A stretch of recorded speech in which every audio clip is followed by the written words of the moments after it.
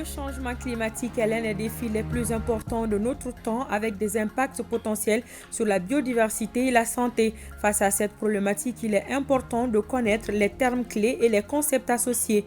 Les experts du domaine sont réunis pour l'occasion. Agibou Koulibaly fera le point dans cette édition. Comment souscrire les producteurs de coton à la mutualité malienne, les cotonculteurs, les organisations agricoles, les organismes de protection sociale, les offices et holdings y réfléchissent à travers le Festival panafricain de la cotonnade. Moussokoro Sereme nous en dira plus. Merci d'avoir fait le bon choix de nous suivre. Bonjour et bienvenue à tous. Le secrétaire général de l'Union interplanétaire était hier au Mali. Il a été reçu en audience par le président de la transition en présence du président du CNT, le colonel Malik Diaw. Les échanges ont notamment porté sur le processus de transition en cours au Mali. L'UUP entend poursuivre son soutien particulièrement au CNT. Martin Tchoungong, secrétaire général de l'UUP, s'est exprimé à sa sortie d'audience au micro de Ibrahima Traoré.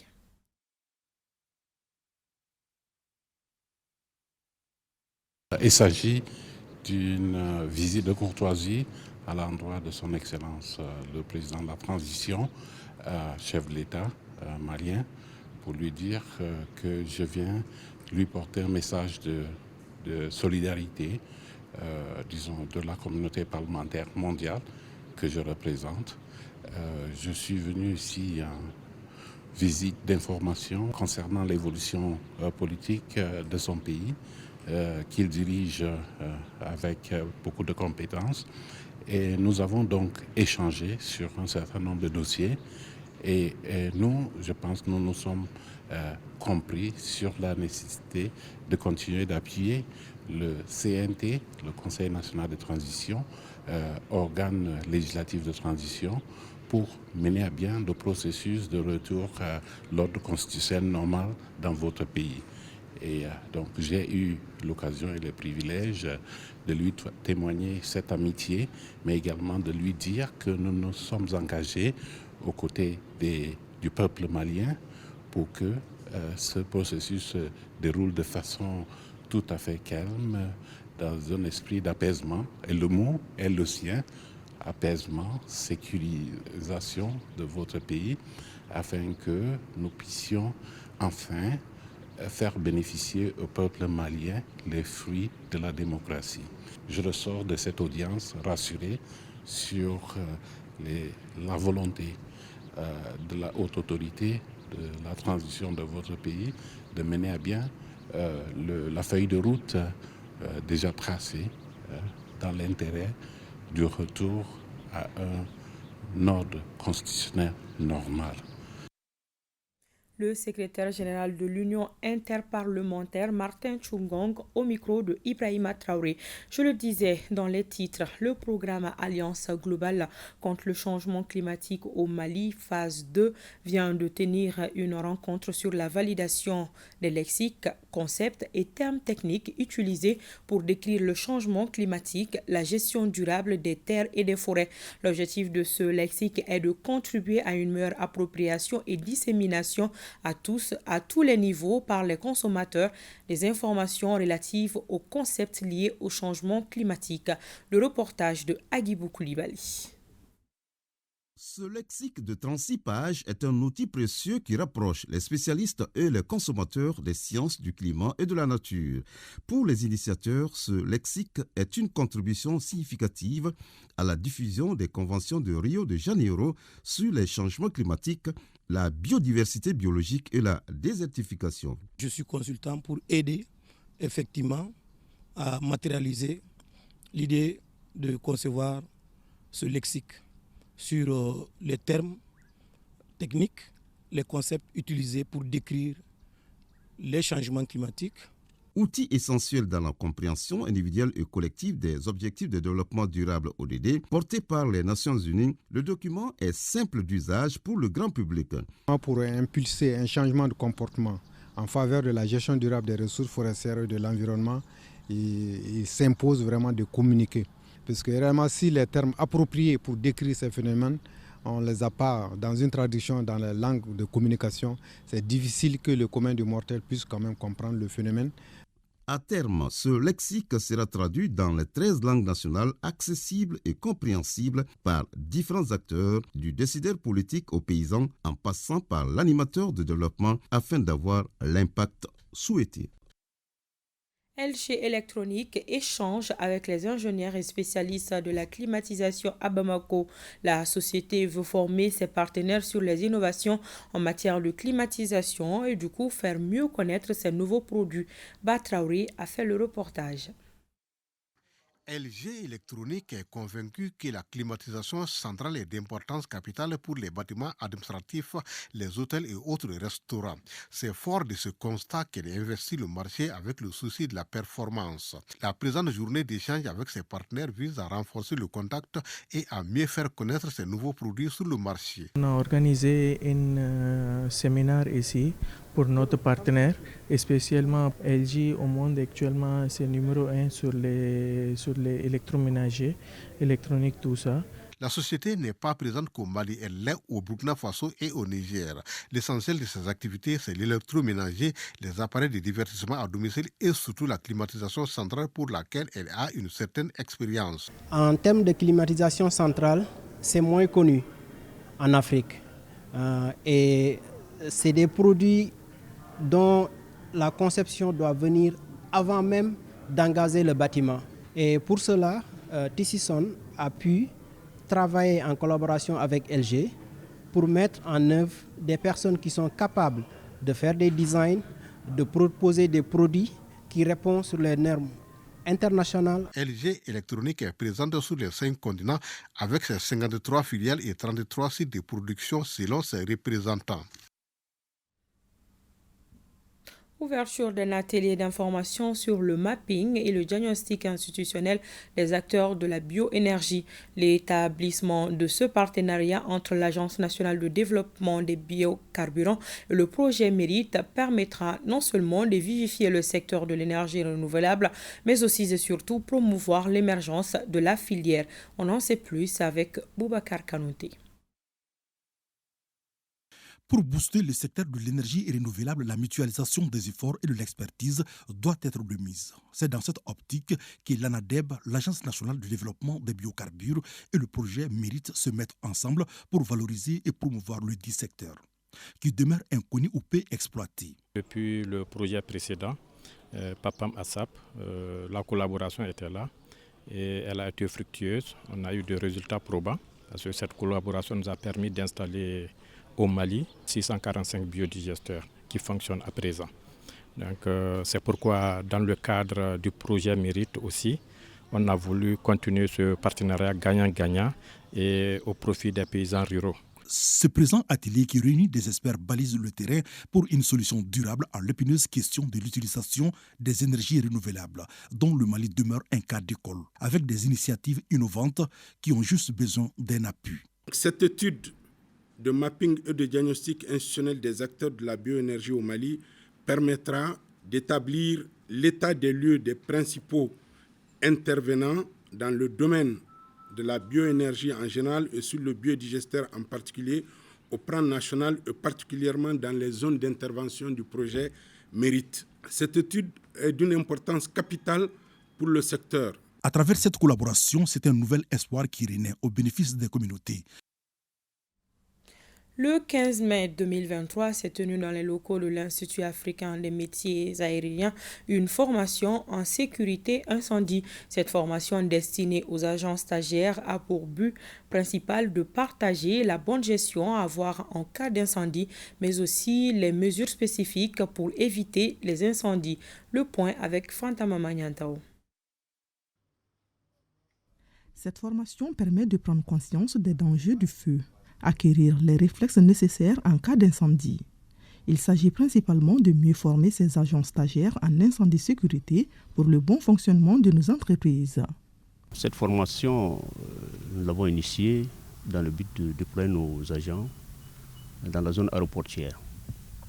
Pour pouvoir vraiment travailler dans cette zone aéroportière, il faut d'abord certaines formations, telles que la sûreté aéroportière, et la formation en gestion des incendies. Savoir réaliser un plan de prévention contre les incendies ou lutter contre les risques d'incendie sont les priorités majeures de ce curriculum. Mon souhait est qu'à la fin de la formation, que chaque participant s'approprie des moyens d'extinction, de comment éteindre. Je suis très ravi de participer à cette formation parce que ça me permettra non seulement de savoir les causes des incendies et de comment subvenir, en cas d'incendie, comment pouvoir réagir. Notons que 80% des incendies sont provoqués par notre négligence ou par la méconnaissance du danger du feu. Quart de finale du concours Tchebo. Le concours Tchebo est une compétition de débat contradictoire entre les étudiants des différentes universités de la place. Les thématiques abordées font allusion aux faits de société. Il vise à faire la promotion des jeunes talents au sein des universités du Mali. Il est initié par Dr Mohamed Sempara. C'était également en présence de notre reporter Adam Traoré. L'optimisme est la meilleure chose pour arriver à ses fins, a-t-on coutume de dire. C'est dans cette optique que l'organisateur de la rencontre veut cultiver chez nos universitaires la notion de débat constructif à travers la 2e édition du concours intellectuel dénommé Tchebo 2023.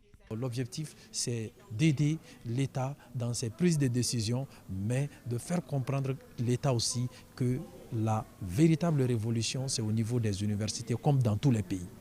4 interrogations étaient au programme de ce concours entre les universités. Les thèmes abordés sont entre autres la coopération, l'économie, le développement et le social. Sur la liste, on retrouve des universités comme la FMPOS, École universitaire de technologie et de gestion, Institut national de formation en santé sociale, la faculté de droit public, l'ENI, l'IIG, la FSEC et Marie Sinclair. J'invite les autorités politiques, les hommes politiques à mieux s'investir dans l'espace universitaire. C'est ça l'avenir. Je pense que c'est ce que les plus hautes autorités demandent à la jeunesse, une mobilisation, à la jeunesse intellectuelle de se mobiliser pour le Mali. De telles rencontres devraient permettre aux étudiants, futurs cadres du pays, de s'engager en faveur de la construction nationale dans le domaine du développement. Et dans le même registre, le groupe scolaire de Koulikoro Plateau 2 a été baptisé. Il a pris le nom Groupe scolaire Brehima Samake Koulikoro Plateau 2. Celui dont l'école porte le nom est le premier directeur de l'école fondamentale Koulikoro Plateau 2.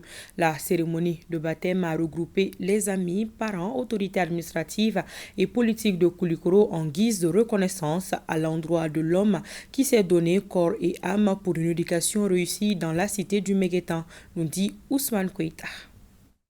Groupe scolaire Brehima Samake Koulikoro Plateau D, c'est désormais l'appellation de l'école fondamentale Koulikoro Plateau D. La cérémonie de baptême s'est déroulée le samedi 13 mai 2023, une date qui restera gravée dans l'esprit des habitants de Koulikoro et les anciens élèves du dit établissement. C'est un honneur pour la fonction enseignante.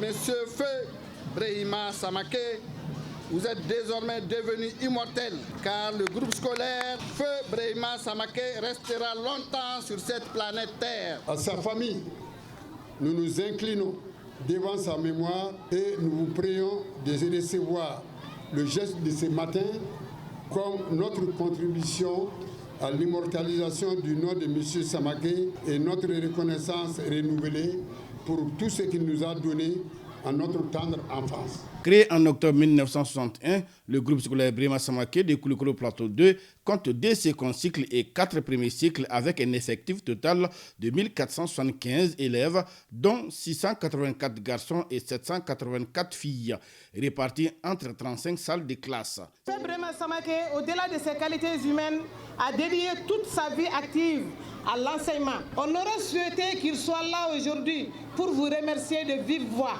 C'est la seule reconnaissance qu'il peut porter à leur ancien directeur qui a tout fait pour eux, pour qu'ils deviennent aujourd'hui des cadres de cette nation. Des témoignages, des remises de distinctions et du folklore du terroir en guise de reconnaissance ont marqué la cérémonie de baptême du groupe scolaire Brehima Samake.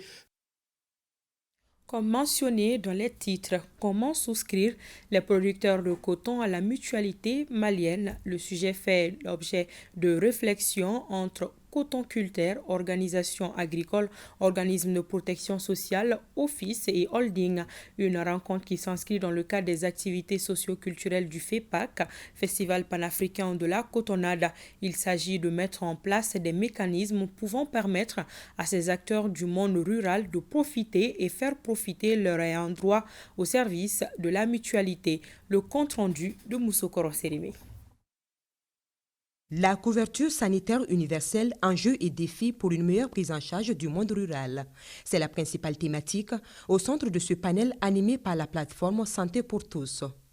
Un cadre d'échange et de réflexion organisé par la JVC, Association des jeunes pour la valorisation du coton, en marge des activités de la 6e édition du FEPAC, Festival panafricain de la cotonnade. Nous avons fait appel à Canam et également à l'UTM et d'autres partenaires pour mettre en place la plateforme Assurance Vie et qui permettra de tenir compte non seulement de sa production agricole en termes d'assurance, mais également de sa santé. C'est donc une opportunité qui s'offre aux cotonculteurs de bénéficier des prestations d'assurance, de prévoyance et de solidarité via la mutualité. Le mécanisme qui permet de couvrir près de 400 000 personnes donne droit à une prise en charge de 70% en ambulatoire et 80% en cas d'hospitalisation. Nous avons aujourd'hui une offre d'assurance maladie à leur endroit qui les permettent de souscrire à 2500 francs CFA pour le chef de ménage et pour une cotisation de 725 francs par personne et par mois, soit 8700 francs CFA. Cela comprend les consultations, les médicaments, les analyses, les radiographies, l'échographie et même les scanners aujourd'hui à 50%.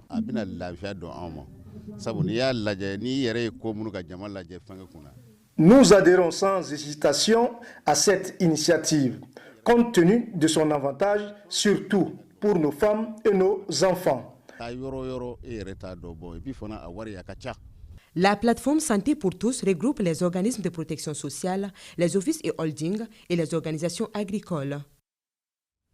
Le bureau local de l'organisation Femmes Espoir du Mali de Goundam a tenu le lancement de ses activités le week-end dernier à Goundam, à une centaine de kilomètres de Tombouctou. Le cadre a regroupé les femmes des cercles de Diré, Niafungé, Goundam et de Tombouctou. Il vise à accentuer l'autonomisation socio-économique et culturelle des femmes sur toute l'étendue de la région de Tombouctou. Le reportage de Najim Babasisi. Après Tombouctou, c'est le cercle de Goundam qui accueille les femmes des cercles de Diré, Niafenke, Tombouctou et Goundam pour donner le top départ des activités de l'organisation Femmes Espoir du Mali, OFEM. Le bureau local de l'organisation a axé ses cadres sur le thème « Rôle et place des femmes dans la consolidation de la paix et du développement ». Une occasion qu'elles ont saisie pour échanger longuement afin de déterminer leur place dans la marche positive du pays. Notre premier objectif à OFEM, c'est de créer un cadre où toutes les femmes de toutes les entités peuvent se retrouver afin de parler de paix, de cohésion sociale, de vivre ensemble en harmonie. À travers ce thème, OFEM a pour rôle assurer l'autonomisation des femmes en luttant contre les violences faites aux femmes et aux filles, renforcer et garantir l'unité, la paix, la solidarité et la cohésion sociale des populations de la ville de Tombouctou et du Mali en général. On est vraiment contente et ça témoigne une confiance et surtout et sur le plan du changement que nous voulons apporter. Ça veut dire que ces femmes adhèrent à l'idée d'OFEM. Au nom de mes ordres hiérarchiques, je réitère toute notre disponibilité à œuvrer dans ce sens, dans le sens de la réussite des activités dont nous nous réjouissons de son lancement. Dans les tout prochains jours, ces femmes ambitionneront de tenir des forats afin de mieux impliquer les autres femmes aux idéaux de l'organisation. C'est tout pour cette édition. Merci de votre attention. Au revoir et à demain, Inch'Allah.